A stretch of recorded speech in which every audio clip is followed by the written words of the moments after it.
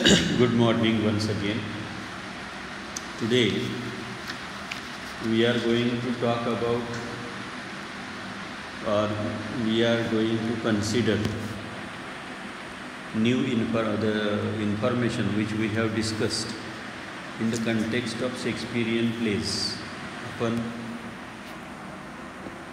आजच्या तासाला आपण आत्तापर्यंत जी अभ्यासलेल्या गोष्टी आहेत त्या एका नवीन ज्ञानाच्या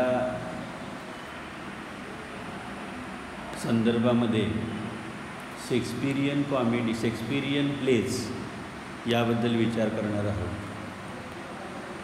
म्हणजे whatever information we have received so far, आत्तापर्यंत जी माहिती आपल्याला मिळालेली आहे, that information is basically theoretical based information.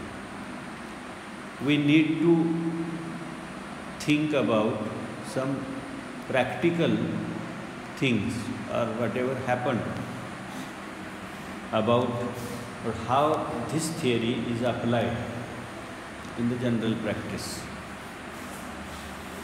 To do it, there cannot be none other way than consider Shakespearean plays.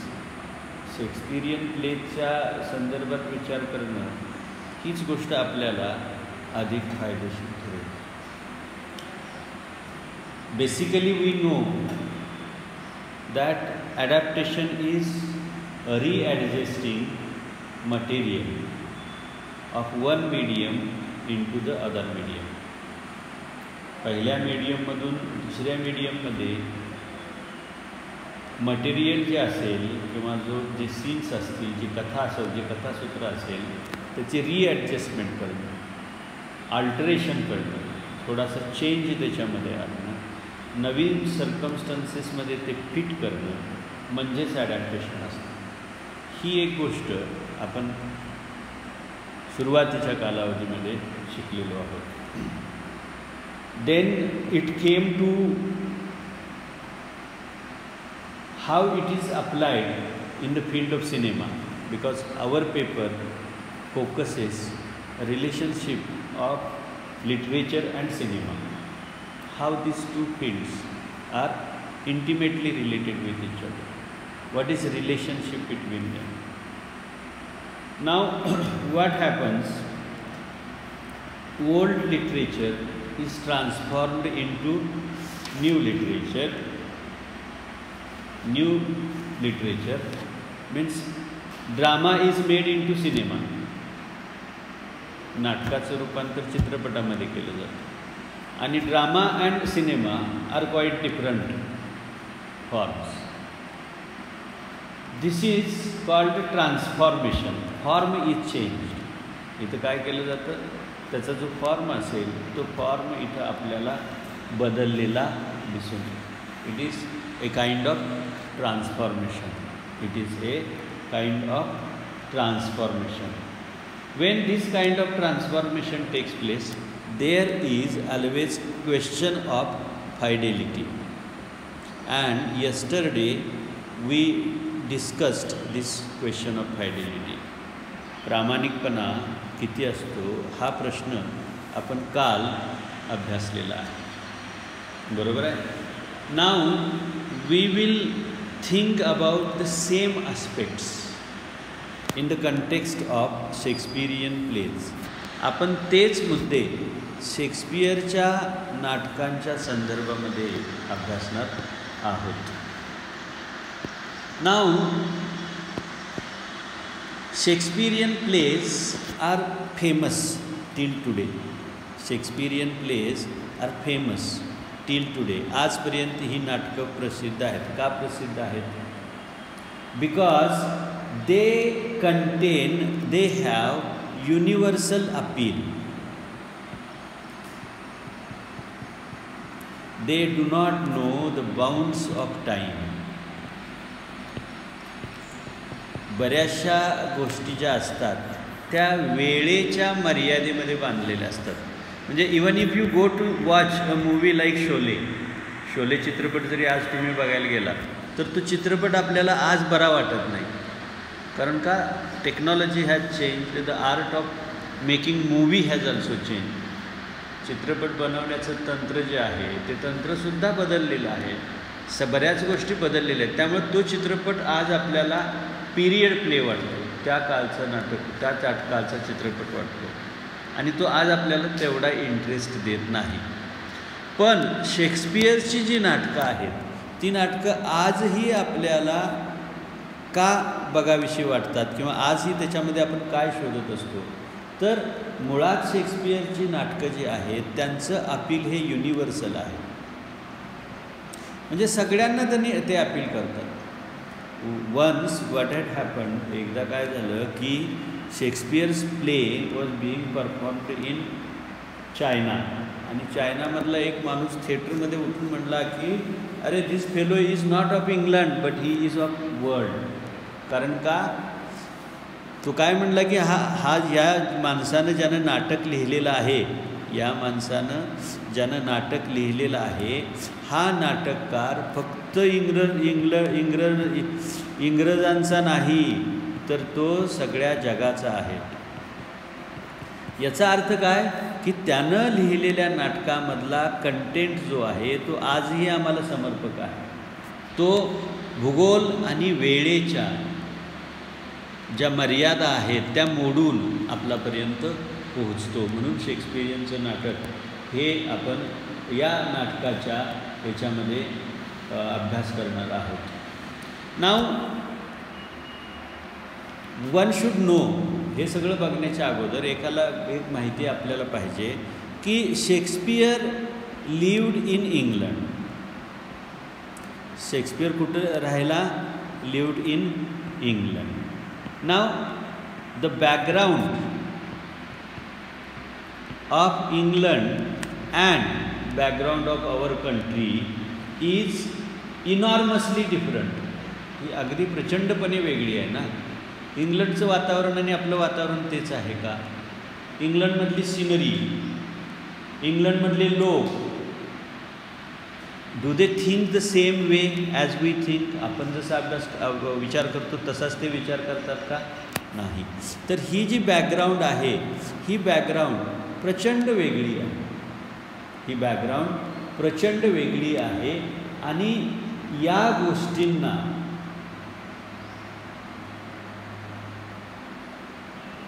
या गोष्टींचा विचार आपण करायला हवा. म्हणजे इन द प्लेज काय झालेलं आहे तर English culture, English background, English characters they are part and parcel of this. When they are made into movie, Hindi movie, they undergo lot of change. You have this year you have studied Angur and Comedy of Errors, and Comedy of Errors and Angur are quite different plays. वेगळे आहेत ना ते. त्यांच्यामधलं जे वातावरण आहे, त्यांच्यामधल्या सगळ्या ज्या बाबी आहेत त्या बाबी आपल्याला इथं वेगळ्या पाहायला मिळतात. इंग्लंडमध्ये इंग्लिश कल्चर इन्क्लूड आहे, तर इंडियामध्ये ते ट्रान्सफॉर्मेशन सिनेमा स्वरूपामध्ये रूपांतर करत असताना त्याच्यामध्ये वेगळ्या बाबी आपल्याला अनुभवायला मिळतात. Now any form which is part and parcel of our way of living, कोणताही भाग जो आपल्या जगण्याचा हिस्सा बनतो त्याच्यामध्ये आपले practices are carried over there. आपल्या ज्या सवयी, आपल्या ज्या प्रथा आहेत त्या याच्यामध्ये असतात. Our political world is reflected in the plays. Our religious mentality is seen. आपली धार्मिक मेंटॅलिटी असते ती सुद्धा तिथं आपल्याला पाहायला मिळते. आपले इथिक्स म्हणजे आपण जी तत्त्व पाळतो ती तत्त्वसुद्धा तिथं आपल्याला पाहायला मिळतात. म्हणजे ते नाटक त्या वातावरणामध्ये पूर्ण असं भरलेलं असते. त्या वातावरणाचा संपूर्ण रंग त्या नाटकाला आलेला असतो. आता ही गोष्ट लक्षात ठेवून आपण सिनेमा आणि लिटरेचर याच्यावर विचार करणार आहोत. आणि तोही शेक्सपियर या नाटककाराच्या संदर्भामध्ये करणार आहोत. पहिला मुद्दा याचा जो येतो की here we are talking about from script of a play, script of a play to a screen. सिनेमामध्ये जे रूपांतर होतं त्या सिनेमापर्यंत रूपांतर होण्याच्या घटकाशी, सिनेमामध्ये रूपांतर होण्याचा घटक आपण इथं अनुभवत असतो. आता हे जे आहे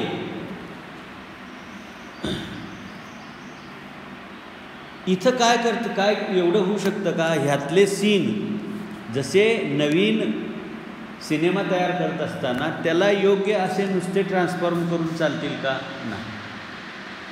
थिएटरमध्ये एखादी गोष्ट प्रभावी होण्यासाठी डायलॉगवर जास्त फोकस केला जातो, पण चित्रपटामध्ये ते वेगवेगळ्या ठिकाणी नेलं जातं, त्यामुळं हा बदल होत असतो. म्हणजे तुम्ही अंगूर आणि कॉमेडी ऑफ इरर्स याचा अभ्यास करताना किंवा जे संजीव कुमारनं जो रोल केलेला आहे ती व्यक्ती आणि युफेससमधला अँटिपोलस यांच्यामधला जो बदल आहे तो बदल हा कल्चरल बदल आहे. निव्वळ जसंच्या तसं इकडचं तिकडं ते रूपांतरित केलं तर त्याला एवढा लोकाश्रय मिळत नाही. आणि शेवटी नाटक लिहायचं कशासाठी किंवा चित्रपट करायचा कशासाठी, तर तो लोकांचा आश्रय त्याला मिळावा, लोक त्याला चांगले म्हणावेत, हा त्याच्यामध्ये आपल्याला घटक पाहायचा असतो. म्हणून ज्यावेळी आपण चित्रपट तयार करत असतो त्यावेळी सेट काय असावा याबद्दल चर्चा करत असतो. त्याचबरोबर हाऊ मेनी इकॉनॉमिक आस्पेक्ट्स, चित्रपट तयार करत असताना अर्थशास्त्रसुद्धा लक्षात घ्यायला पाहिजे ना. एक चित्रपट आता अलीकडे आलेले हे जे चित्रपट आहेत, पुष्पा म्हणा किंवा हाय बजेट चित्रपट असतात ना, प्रचंड पैसे त्याच्यामध्ये खर्च केले जातात. मग चित्रपट तयार करताना आपल्याकडे पैसा किती उपलब्ध आहे या गोष्टीचा सुद्धा इथं विचार करायला पाहिजे. म्हणजे ही गोष्ट स्क्रीनवरून ॲज इट इज, ही गोष्ट स्क्रीनवरून ॲज इट इज ही सिनेमामध्ये जात नाही,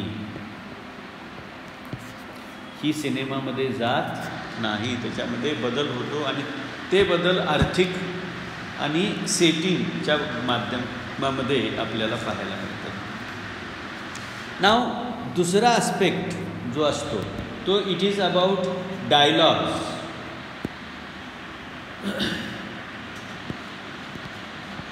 नाटकामध्ये किंवा चित्रपटामध्ये डायलॉग्स आर इम्पॉर्टंट आस्पेक्ट.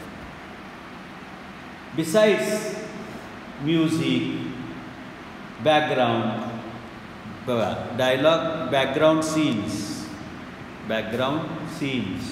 त्याचबरोबर वेगवेगळे सीन्स जे आहेत ते सीन्स, म्युझिक, सेटिंग, या सगळ्यांबरोबर डायलॉगला सुद्धा याच्यामध्ये फार महत्त्व आहे. आणि हे जे डायलॉग आहेत हे नाटकामधून चित्रपटामध्ये ज्यावेळी रूपांतरित होतात त्यावेळी त्यांच्यामध्ये कन्सिडरेबल बदल होत असतो. या गोष्टीचा आपण विचार करायला हवा.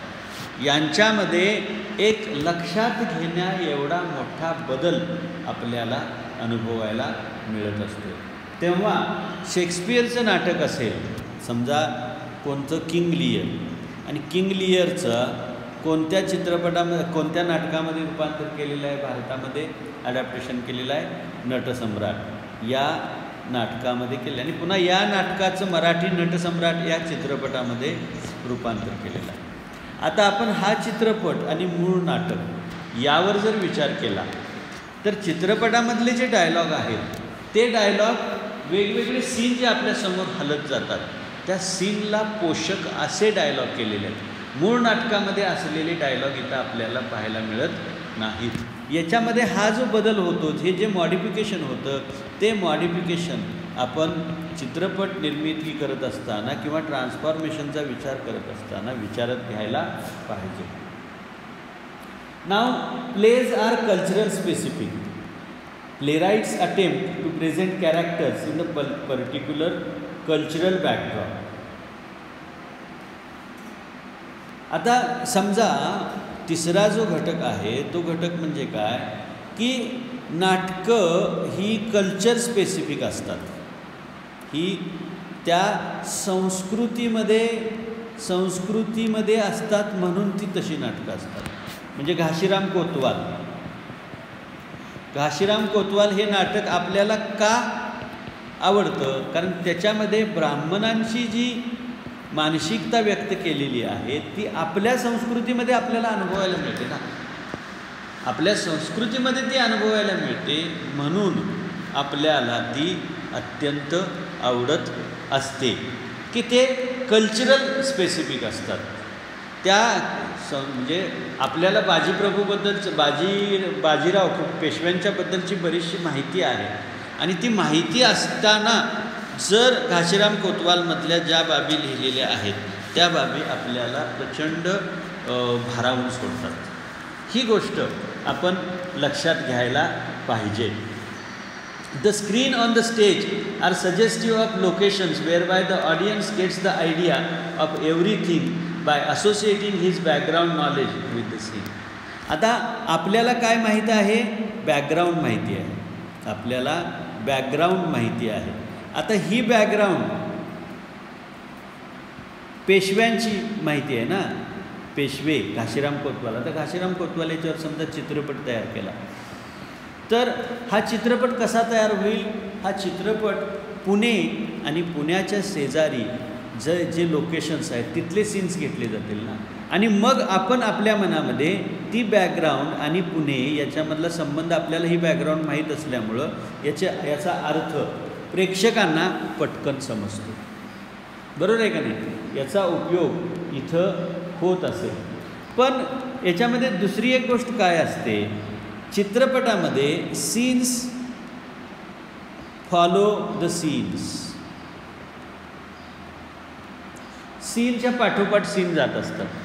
म्हणजे बघा जसं एखाद्या गाण्यामध्ये एखादं गाणं असेल तर त्याच्यामध्ये प्रत्येक डान्सचा एक जो पॉकेट असते 1-2 सेकंदाचं 3 सेकंदाचं किंवा 35 एक अगदी 10 सेकंदाचं तर ते वेगवेगळ्या बॅकग्राऊंडला असते. कधी आपल्याला बर्फाच्छादित प्रदेश दिसतो, कधी हिरवळ दिसते, कधी हे जे बदल होतात त्यामुळं जो पाहणारा प्रेक्षक आहे त्या प्रेक्षकाला या प्रमाणात आपल्या बुद्धीला हे करता येत नाही. काय करता येत नाही?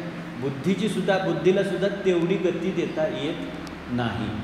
त्यामुळं चित्रपटामध्ये हे जे सीन असतात याचा प्रेक्षकांच्यावर एक नकारार्थी परिणाम होतो.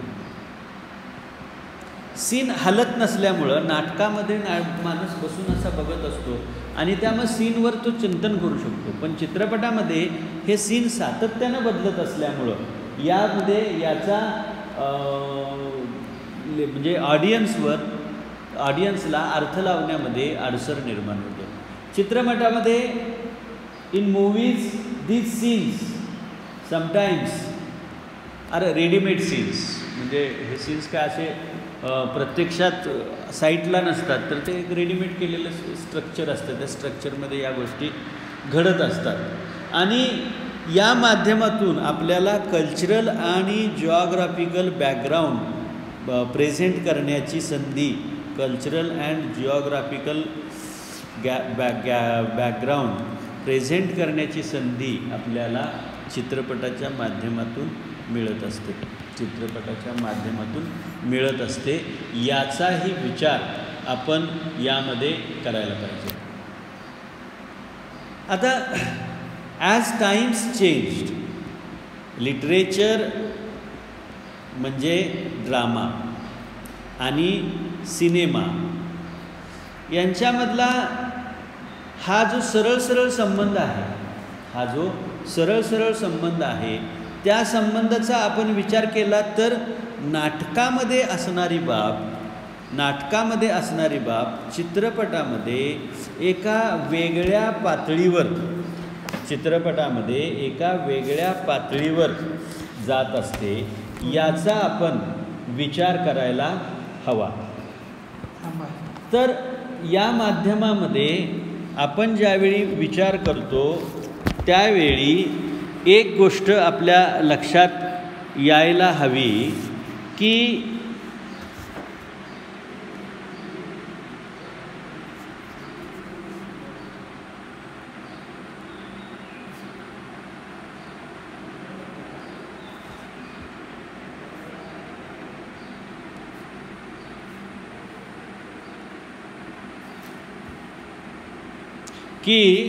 आपण ज्यावेळी लिटरेचर आणि सिनेमा याचा विचार ज्यावेळी करत असतो त्यावेळी समजा म्युझिकसारखी बाब, लेटेस्ट टेक म्युझिक, कसा हा फरक पडतो बघा. नाटकामध्ये म्युझिक फंक्शनल नसतं ना. कुठं आहे, एखाद्या सीनच्या वेळी ऑर्केस्ट्रा जो असतो तो ऑर्केस्ट्रा एखादी ट्यून देतो, पण चित्रपटामध्ये हे फंक्शनल असतं.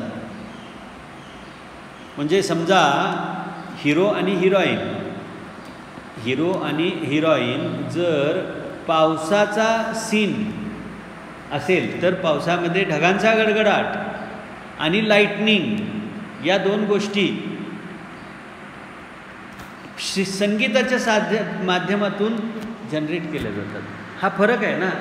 पूर्वी म्युझिक, बॅकग्राऊंड म्युझिक हे नाटकामध्ये इन्सिडेंटल आहे, एखाद वेळ नाटकामध्ये ते वाजलं जातं, पण चित्रपटामध्ये जो इफेक्ट साधायचा असतो तो इफेक्ट साधण्यासाठी संगीत हे सातत्यानं तिथं प्ले केलं जातं आणि त्या माध्यमातून ही गोष्ट प्रोजेक्ट करण्याचा प्रयत्न केला जातो.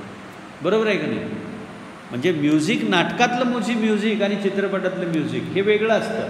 म्हणजे ॲडॅप्ट करत असताना जो व्यक्ती ॲडॅप्ट करतो त्या व्यक्तीला हा संगीतामधला फरक नाटकामधला आणि हे म्युझिक सिनेमामधलं हा फरक जो आहे त्या फरकाचं भान ठेवून गोष्ट करायला पाहिजे. बरोबर आहे की नाही माझं मत?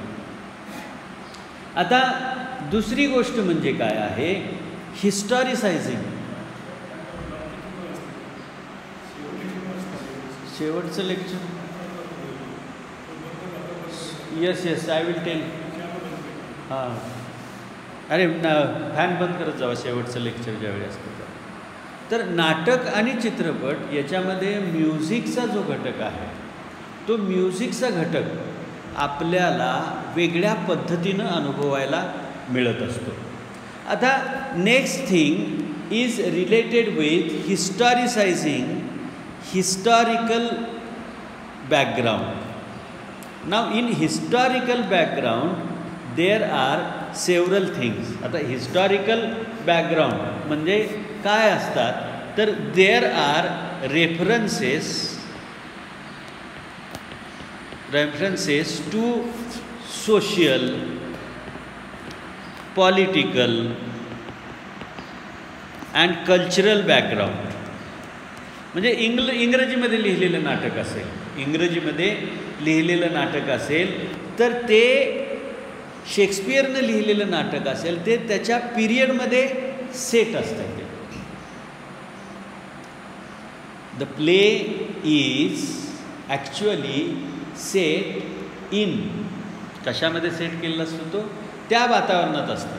म्हणजे most of the Shakespearean periods comedies or tragedies were adapted from the Greek or Roman tragedies or comedies. आणि मग त्या नाटकांमध्ये जे रेफरन्सेस आहेत, जे पॉलिटिकल बॅकग्राऊंड आहे, सोशल बॅकग्राऊंड आहे, ते बॅकग्राऊंड मात्र कॉन्टेम्पररी इंग्लिश बॅकग्राऊंड आपल्याला पाहायला मिळतं. कुठलं बॅकग्राऊंड पाहायला मिळतं? कॉन्टेम्पररी इंग्लिश बॅकग्राऊंड आपल्याला पाहायला मिळतं. आणि ते बॅकग्राऊंड जसंच्या तसं आपण जर मराठीमध्ये घेतलं तर ते चालेल का? नाही चालणार. ॲडॅप्टर ज्यावेळी हे ॲडॅप्ट करत असतो त्यावेळी आपण समजा मराठी भाषामध्ये बोलणारे कॅरेक्टर्स आपण सामाजिक, राजकीय, धार्मिक आणि सांस्कृतिक इंग्लंडच्या बॅकग्राऊंडमध्ये जर केले तर ते नाटक तेवढं प्रभावी होणार नाही, ते हास्यास्पद होईल. म्हणजे हे जे सोशल बॅकग्राऊंड, हे जे रेफरन्सेस आहेत, हे रेफरन्सेस आपल्याला भारतीय करायचे आहेत, आपल्या ओळखीचे करायचे आहेत. बरोबर आहे ना? ते आपल्या ओळखीचे असतील तर त्याच्यामध्ये इंटरेस्ट येणार. बरोबर आहे का? आपल्याकडे समजा रेल्वेचा वापर जास्त केलाच जात नसेल आणि रेल्वेचा वापर दाखवला तर ते घडणार नाही. बरोबर आहे? म्हणजे आपल्याला किंग लियर या नाटकाचा, किंग लियर हे नाटक किंवा पिग्मेलियन हे नाटक आपण घेतलं, म्हणजे ही 1 आणि 2 नाटकं जर घेतली, किंग लियरचा नटसम्राट या चित्रपटामध्ये रूपांतर झालेलं आहे. तर ती फुलराणी हे मराठी नाटक आपण घेतलेलं आहे. आता ही दोन्ही नाटकं आपण वेगवेगळी पाहिली तर आपल्या लक्षात येतं की किंग लियरपासून नटसम्राटमध्ये रूपांतर करत असताना टोटल जी सामाजिक बॅकग्राऊंड आहे ती भारतीय आहे, ती भारतीय आहे. इंग्लंडमध्ये आहे ती इंग्लिश आहे. म्हणजे ही जी बॅकग्राऊंड आहे ही भारतीय झाल्यामुळं ही ओळखीची होते, ही ओळखीची होते. आणि ह्यालाच फॅमिलरायझेशन म्हणतात. फॅमिलर म्हणजे ओळखीची, फॅमिलरायझेशन. हेच आपल्याला पिग्मेलियन आणि ती फुलराणी या नाटकामध्ये अनुभवायला मिळतं. म्हणजे इथं आपल्याला 1981 मध्ये कार्मेन हे फ्रेंच ऑपेरा प्रकाशित झाला, फ्रेंच ऑपेरा प्रकाशित झाला. त्या ऑपेरामध्ये इंग्लिश बॅकग्राऊंड हे फ्रेंच बॅकग्राऊंडमध्ये कन्वर्ट केलेलं आहे. ही गोष्ट आपल्याला अनुभवायला मिळते. Another one important thing is race plays important role in the formation of play. Race म्हणजे काय? वंश. वंश हा हे नाटक निर्मितीमध्ये बऱ्यापैकी एक महत्त्वाचा रोल पार करत असतो. तर हा रोल कोणता असतो बघा. म्हणजे समजा have you read Annabhau साठेज?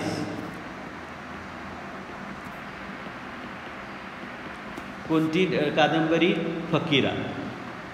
Now this Fakira is based, hero of Fakira is a man character from Mang community. त्याची रेस कोणती आहे? मांग ही त्याची रेस आहे.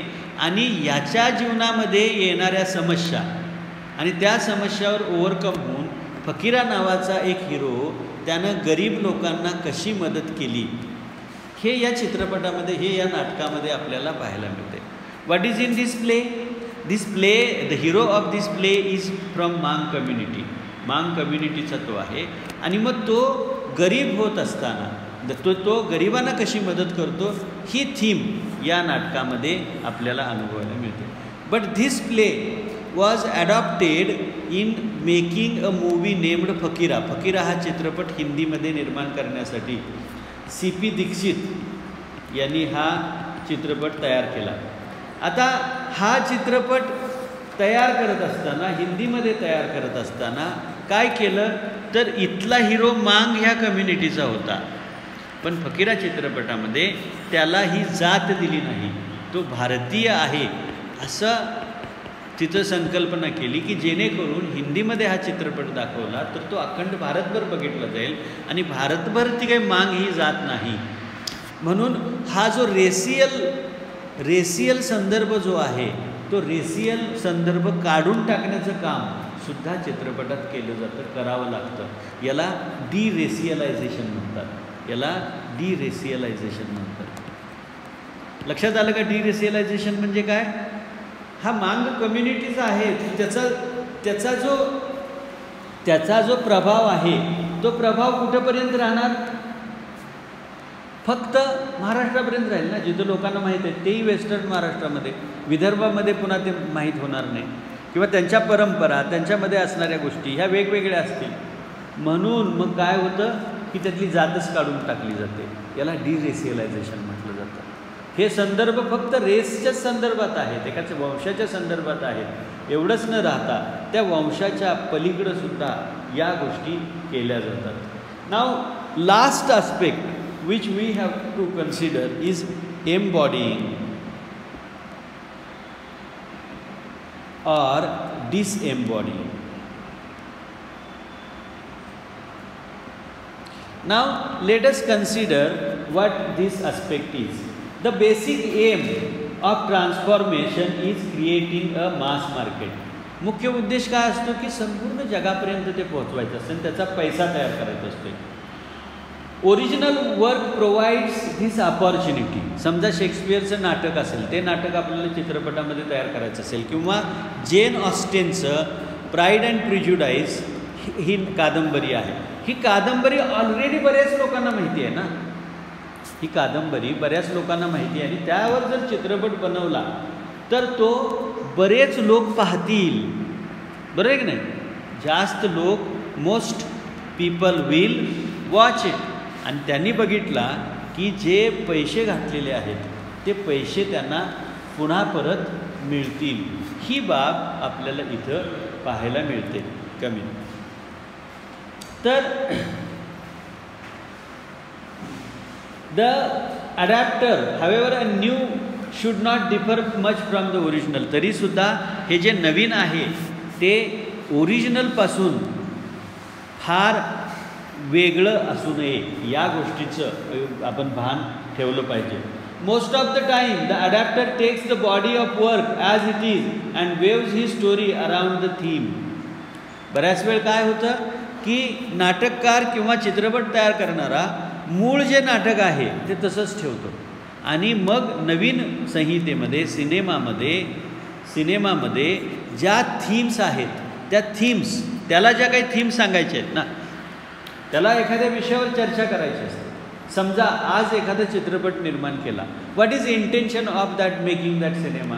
ते सिनेमा तयार करण्याचं इंटेन्शन काय असते, तर इंटेन्शन एवढं असते की आत्ताच्या लोकांना काहीतरी संदेश द्यायचा असतो, बरोबर आहे. मग तो संदेश द्यायचा म्हणजे थीम आली. जुनं बॅकग्राऊंड तसंच घेतलं जातं, त्याची स्टोरी तशीच ठेवली जाते, परंतु नवीन स्टोरीमध्ये नवीन संदेश नवीन माध्यमातून देण्याचा प्रयत्न केला जातो. ही बाब करत असताना आपल्याला बराचसा बदल अपेक्षित असतो. हा बदल आपण इथं आपल्याला अनुभवायला मिळतो, सिनेमामध्ये अनुभवायला मिळतो. आता मग हे करत असताना नॉवेल रायटरनं हे करत असताना चित्रपट निर्मात्यानं बऱ्याच गोष्टींचं भान ठेवायला लागतं. काय निवडायचं, काय घ्यायचं, कोणती गोष्ट स्वीकारायची, कोणती गोष्ट स्वीकारायची नाही, यावर अभ्यास करावा लागतो. हेच आपण फकीरा या कादंबरीचा सिनेमा ज्यावेळी तयार केला किंवा द कॉमेडी